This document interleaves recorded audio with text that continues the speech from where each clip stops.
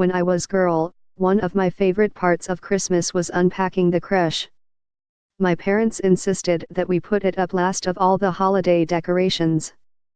The box holding the nativity scene spent the year in the back of a closet, its figurines swathed in yellowed pages of newspaper, waiting to be pulled out on Christmas Eve. We would exclaim with joy as we unwrapped sheep and donkeys and camels, shepherds and wise men, the angels, and, finally, the Holy Family, Joseph, Mary, and the baby Jesus. Since I was the eldest, I always got to unwrap Mary, who was both my favorite figure and the most beautiful, all dressed in blue and pink. But I confess, the wise men secretly fascinated me.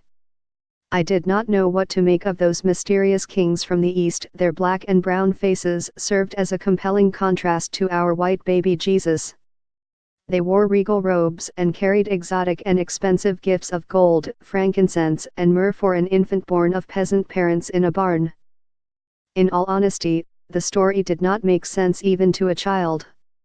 Why would these strangers do this? There was no way that Jesus and his family could ever repay the debt of gratitude they would incur by accepting such generous presents.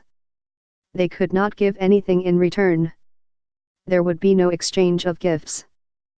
What must have Mary and Joseph thought? They were Jews, marginalized and poor, oppressed subjects of the Roman Empire. The whole reason they were in a barn in the first place is that authorities forced the young couple, wife heavily pregnant, to leave their home to enroll themselves in a regressive imperial tax scheme. Mary and Joseph did not receive gifts from kings. They had probably never even seen a king. Indeed, all they knew was that kings took from poor people like them their freedom, hope, dignity, livelihood, income and land. The whole business of gifts from the Magi must have confused them and might have scared them. The New Testament says Mary treasured not the gifts but these confusing things and pondered them in her heart, Luke 2:19. No word of Joseph's response, however. I wonder whether he might have wanted to give the lute back, for fear that there were strings attached. The story of the three kings is not a pretty tale, it is a pretty radical and even political one. In the ancient world, gifts were rarely exchanged between people of unequal status. When it happened, such gifts came with burdensome political expectations. Peasants might offer a gift to a king to demonstrate fidelity, request a favor or plead for mercy. In the unlikely circumstance that a ruler gave a gift to a peasant, the recipient was expected to give something back as a debt of gratitude in the form of loyalty, a tribute, or a tithe.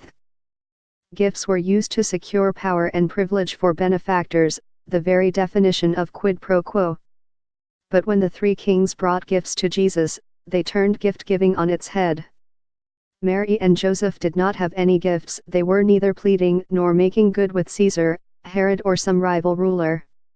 And the wise men brought their gifts with no expectation of repayment, with no debt of gratitude attached.